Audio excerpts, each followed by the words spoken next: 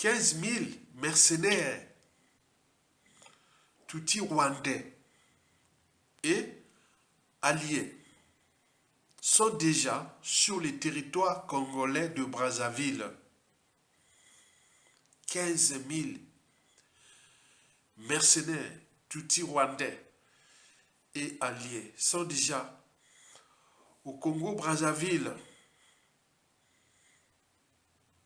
et notamment dans la Bouenza où il serait 9 000 et dans le Poul où il serait plus de 6 000. Ces mercenaires-là sont aguerris, affûtés, prêts au combat, au sacrifice. Et pourquoi faire? C'est tout le questionnement. Mesdames, Messieurs, peuple congolais, chers membres de la diaspora, la fin du régime de Denis Sassou Nguesso qui se dessine risque de nous entraîner dans le chaos, un pays ingouvernable, dans la merde. Et c'est ce que je vais vous expliquer, mesdames, messieurs. Ça risque de se chauffer chez nous au Congo-Brazzaville, au regard des enjeux majeurs. Qui, ici, je vais vous les clarifier en 5 raisons pour lesquelles il y a déjà 15 000 mercenaires rwandais et partenaires qui sont déjà là, au Congo-Brazzaville.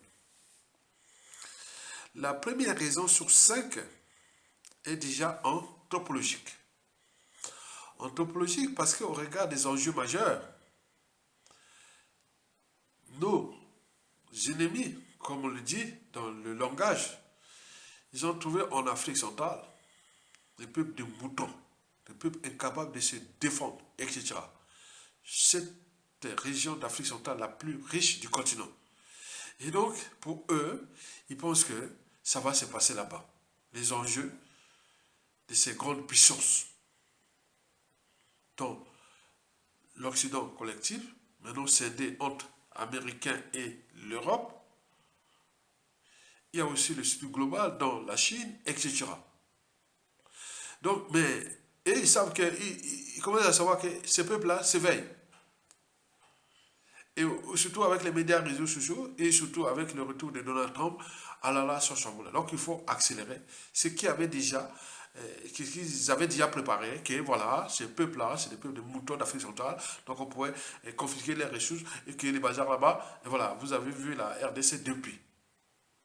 Donc en réalité, eux, ils sont pris dans leur stratégie d'occupation ou de recolonisation de l'Afrique à l'échelle d'Afrique centrale. Et donc, beaucoup de choses que je ne vais pas vous dire pour les problèmes stratégiques. Donc, ils nous voyaient comme Bayuma. Maintenant là, voilà. Mais c'est pour cela qu'il faut alerter. Bon, on a vu ce Bayuma, hein. Donc là, voilà. Donc, nous, on éveille et autres. Donc, ça commence à poser problème. Nous sommes le bassin le plus riche d'Afrique et du monde. Donc, vous imaginez les enjeux. Regardez des problématiques des technologies civiles, militaires et aérospatiales liées aux matières premières et aux terres rares. La deuxième région sur 5 et où il y a cette présence-là, c'est géostratégique. En Afrique centrale. Ceux qui menaient les meneurs, c'était la force Afrique. Les Belges à côté et tout compagnie. Donc c'est l'Union européenne et autres qui la France, voilà, nous sommes l'Union européenne. Mais là, entre l'Occident collectif, ça ne marche pas. Donc avec le retour de Donald Trump, voilà. Donc l'Europe, j'ai dit, ah oui, mais écoutez, nous avons l'Afrique centrale, donc on va mettre là-bas. Donc entre Américains et Européens, et il y a un troisième larron qui est la Chine. Et donc vous imaginez les bazars qui se dessinent là-bas, chez nous en Afrique centrale. La troisième raison sur 5, pour ne pas aller en détail, pour des raisons stratégiques, c'est Denis Sassou Nguesso lui-même, c'est-à-dire cette raison politique. Il s'est allié à Paul Kagame qui est en difficulté. Regarde ce qui se passe avec le retour de Donald Trump. Bon, il y avait João Lourenço, du côté balkanisation, côté ouest de la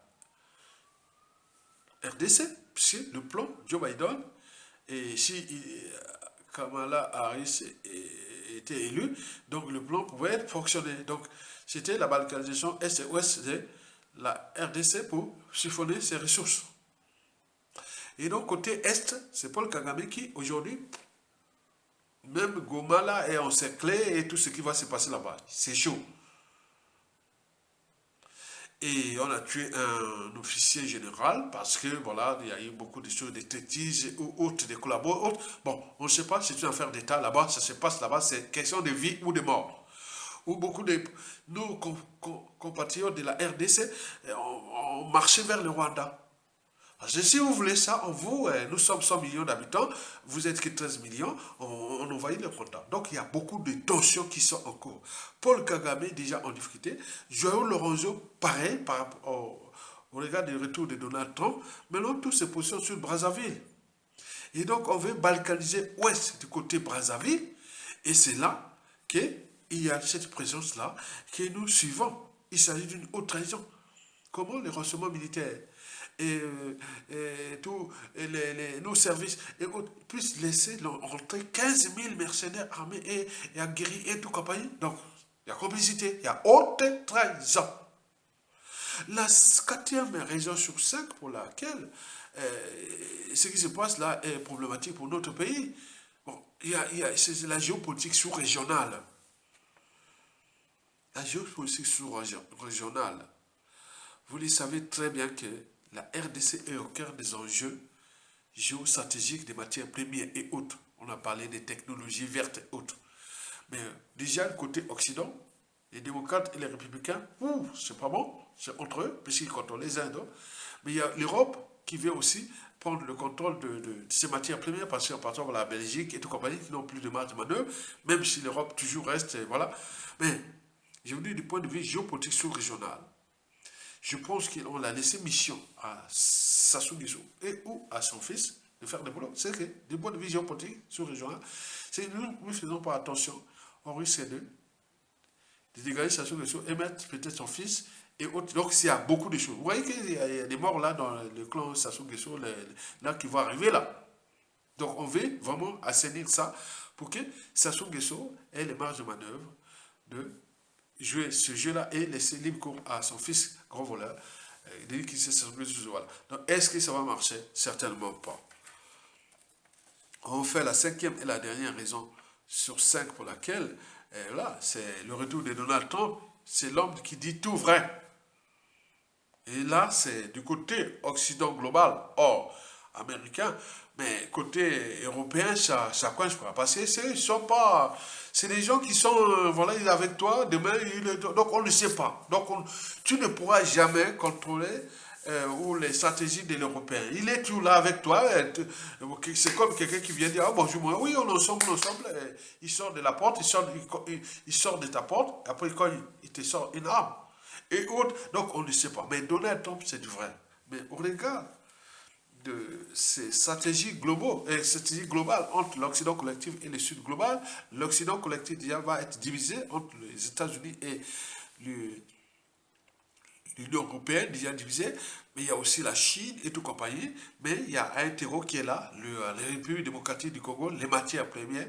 Donc on a trouvé une ruche et qu'on l'exploite.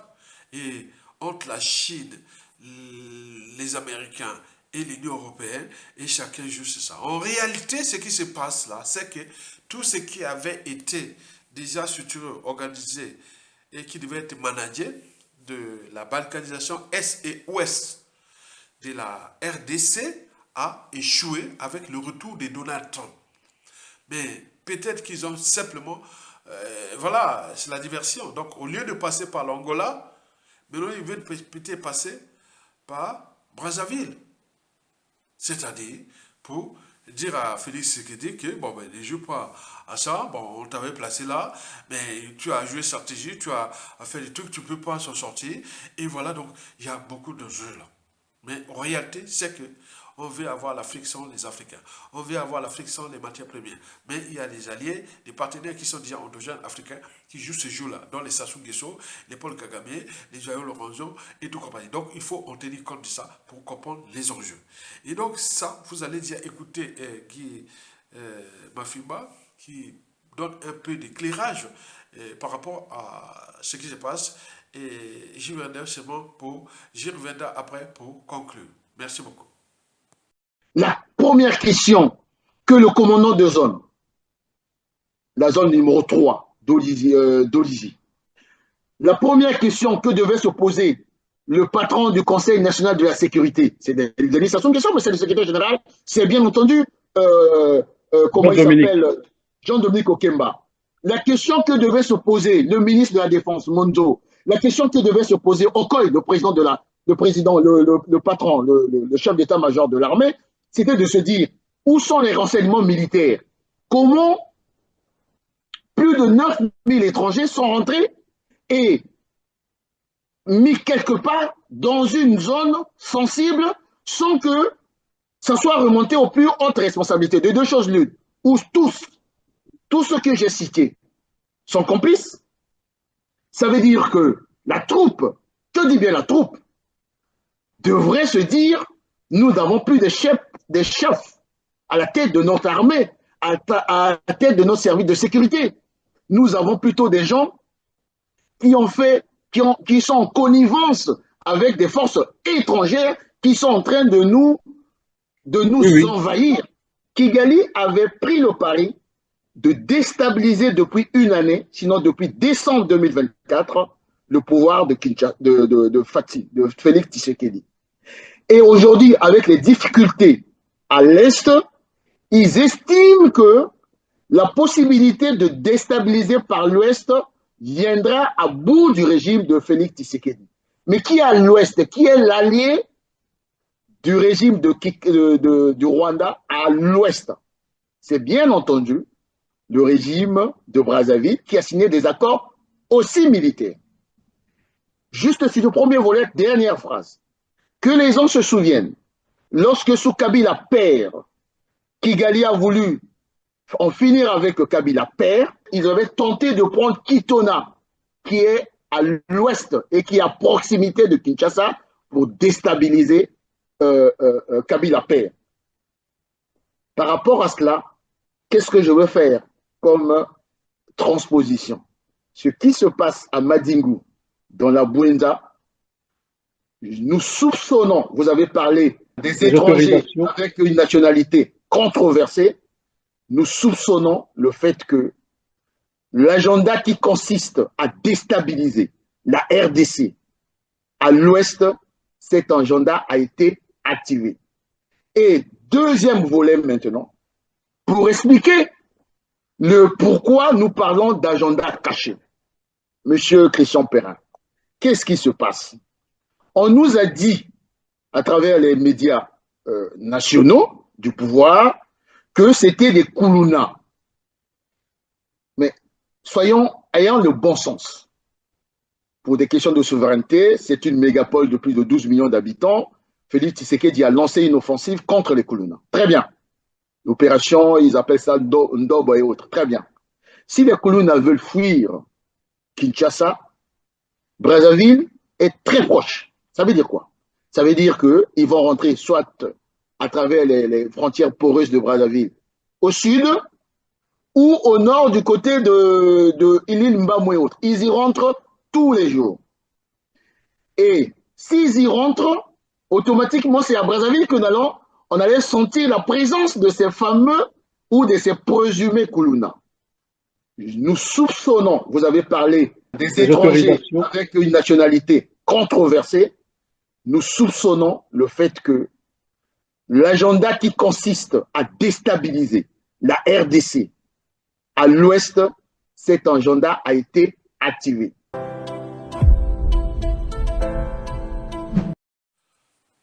De ce qui précède, mesdames, messieurs, peuple congolais, individuellement et collectivement, du nord au sud, de l'est à l'ouest, tant au niveau citoyen, intellectuel, politique, militaire et religieux, nous n'avons qu'un pays qui s'appelle le Congo-Brazzaville.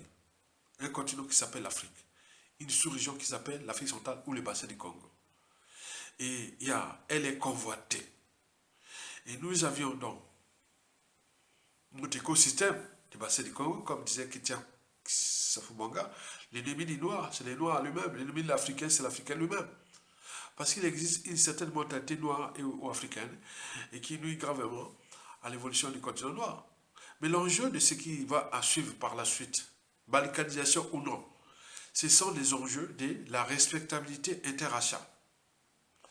Tant que nous, l'Afrique, l'Africain, les Bantous et autres, on ne sera pas debout pour défendre notre liberté, notre dignité, notre souveraineté, notre existence, nous ne serons jamais respectés ailleurs dans le monde. Donc l'enjeu est existentiel. Parce que vous pouvez être riche, intelligent partout dans le monde. On vous voit comme le noir, voilà. Bon, ce processus, ça demande du temps. Voyez la Chine ou les Asiatiques. Imaginez-vous, tout au long du XXe siècle, il y a eu des tensions. Maintenant, on regarde les retours de la Chine. D'abord, il y a eu la montée en puissance du Japon après la Seconde Guerre mondiale. Maintenant, là, c'est la Chine et autres. Maintenant, les Asiatiques sont maintenant respectés. Regardez à l'échelle continentale, l'Éthiopie. Regardez bien la vie d'Addis Abeba. Quand vous allez là-bas, vous allez croire que vous êtes en Europe ou en Asie et autres. Donc, ce sont des processus qui demandent du temps. C'est à nous de comprendre qu'on doit se battre. La vie est un combat. Ailleurs, ça passe par le courage. Parce que si vous laissez faire, laissez le temps, regardez, nous avons laissé le temps de Sassou Nguesso depuis la conférence nationale. Je viens d'apprendre que c'est Pierre Oba qui était parti voir Monseigneur Escombo pour dire une arme et après dire elle a signé par la suite. Nous, on n'avait pas compris ça. Je vous dis, c'est ça, bon. Et Monseigneur Combo, il va maintenant prononcer des trucs de lavement des mains. Je vous dis, j'avais 27 ou 28 ans. À cette époque-là, j'enseignais. Le jour-là que j'ai vu là, je rentre là, je prends le bus devant Bayardel là, je rentre dans mes quartiers nord de Mikal là-bas. Enseignais au lycée Chaminade là. Je venais de diffuser un cours du sang et du milieu, le sang et le milieu intérieur, l'homéostasie. Hein? Donc, des premières classes de terminale SD8. Oui, SD8. Donc, je venais de diffuser un cours au terminal de biologie. Le sang et le milieu intérieur, l'homéostasie. Et tout compagnie. Et donc, ça y aura de lavement des mains. Il y aura de tout. Vous voyez déjà, donc il y avait braquage. Et combien d'autres coups et coups tordus qui se sont passés. Et sans qu'ils puissent penser cette vérité. Donc, ces gens-là sont parmi nous, sont à bois. Ils veulent vraiment la balkanisation, le bazar et autres. Pourquoi? Parce que ils savent qu'ils ont fait le mal à nous, peuple congolais. Et donc, ils savent bien que, bon, ben, c'est bon, on doit aller collaborer avec nos ennemis pour qu'ils puissent protéger leur bien mal acquis, les privilèges, les pas de droit et tout compagnie, alors que les pays s'enfoncent. C'est l'Afrique qui enfonce. Donc, je voulais seulement terminer cette tribune qui m'a été... voilà, il y a eu un compatriote qui m'a dit, Ayatonga, voilà, balance ça et tout comme ça. Mais, messieurs, mesdames, je vous dis que depuis 2013, je serai peut-être là-bas sur les allégations avec toutes les propositions. Du magot énorme et par-ci par-là. Mais ils savent ça. Beaucoup de la diaspora de mon niveau, surtout moi du Nord et de la Kivette. Et je résiste. On vous appelle à l'aide, il y a un lien en bas, mais rien du tout. Depuis 2018, donc les projets, 2800 €. Tu vois les liens en bas, 2800 €. Donc divisé par combien? On arrive à la 7e année. En 2008, oui, 2018, 7e année. 2800 € divisé par 7. Ça fait combien? 7 ans. Donc ça fait autour de... Voilà. Faites les calculs vous-même. Et par mois, ça fait combien? C'est que vous contribuez à moi peut-être 7 ou 8 € par mois. C'est quoi ce peuple-là? Et vous venez ailleurs balancer ça? Non, non, non, non. Ailleurs, tous les combats, on le voit dans les associations, organisations, fondations, les vraies luttes et autres. Les autres savent que c'est du vrai. On met un lien ici, rien du tout. Donc, on cogne sur vous. Et je vous l'ai dit que dans cette lutte, je n'ai contribué à beaucoup, avant même 2020. J'ai contribué à beaucoup de Congolais de la résistance que je savais que c'était des vrais. mais d'autres m'ont trahi, autres. Mais nous, moi, je suis le vrai. Et je vous appelle. Mais ça donne, c'est un état d'esprit. C'est pour cela qu'on sort de la masse. Je n'appelle ici le lien en bas. Je verrai le lien avec, j'envoyais le truc au public, que voilà, d'ici, oh là, nous sommes dimanche 26 ou je sais pas, 27, bon, je sais pas, je ne connais plus la date. Bon, d'ici le 5 février, je vais voir, je vais vous montrer que voilà, parfois, un ou deux personnes qui ont contribué. Je ne veux pas des grosses sommes. J'ai eu 2 fois où une personne a voulu mettre 5 000 euros, je l'ai renvoyé, c'était en 2021. Et il y a eu aussi un qui avait mis 1800 euros, 600 euros comme ça. J'ai dit non, non. Moi, je reste seulement. Si je ne connais pas, ce sont les anciens, parce que je suis quand même du sort du pays. Ils sont tous là, hein, les grands, les frères, les amis et autres, qui voient que je suis dans le vrai. Mais ils n'ont jamais contribué. Il y a eu quelques. Il y a un qui a mis 300 euros, qui j'ai regardé. Ah oui, c'était vrai. Bon, je remercie. Hein. Il a fait 300 euros cash. Il est là, je vois. Et donc, il y a ça. Donc, les autres, bon, 10 euros, 5 euros, c'est la lutte. Et ça permet de ramifier, d'encourager, de donner le punch. Je ne veux pas faire ça. Donc là, je lance un défi à tout le monde, à tous les vrais. Il y a un lien en bas. Si vous ne comptez pas, moi, à partir du 5 février, je vais vous montrer, voilà la réalité de la lutte, comment sont les Congolais. Donc les vrais, voilà, 2800 euros avec tous les risques d'assassinat, d'empoisonnement, les procès, les gardes à vue. Donc je me bats pour 2800 euros. Mais les Congolais ingrats. Et vous allez parler que ça sous-détruit, ça sous-détruit. Donc vous imaginez, aïe, ton gars, je crois que... Non. Donc débrouille-toi toi-même. Non, une lutte ne peut pas se passer. Sassou était revenu au pouvoir par l'aide de tout. Et tout ce qui est finance d'État, c'est toujours l'extérieur. C'est pas toi-même qui se dit. Si tu vas sur toi, bon, il n'y a pas de lutte. Donc on voit bien ce que ça produit. Donc je voulais seulement faire passer ce message-là, que c'est le peuple congolais est problématique pour les vrais qui prennent les risques dedans, avec tout ce qui a passé la trahison. Donc j'ai lancé ce défi, il y a un lien en bas. Si vous continuez, moi, le 5 février, où Chachou va inviter ses formations, qui sera à Oyo pour faire leur monde avec Sassou Nguesso, avec Okemba, avec plein de tout. C'est leur monde. Ils viennent donner l'argent parce qu'ils savent qu'à tout instant, ils peuvent peut-être prendre le pouvoir. Ils vont... Donc, nous aussi, nous avions les nôtres. Donc, si vous ne pensez pas à maintenant, c'est la dernière de l'année que je vais mettre un message comme ça parce que pour moi, c'est minable. On ne devait même pas mettre ça. Ailleurs, Tonga, en Asie, c'est les Arabes, c'est les nous, c'est même pas non, même c'est les Ouest africains. Mais nous, voilà, quand tu vas sortir comme ça sur ce temps, on va quelqu'un va venir raconter ses salades. Et si tu vas là, et que tu dis, tu passes au petit temps, il va dire, ah, tu es mauvais. Combien les gens ailleurs t'ont passé à côté de la mort? Combien de...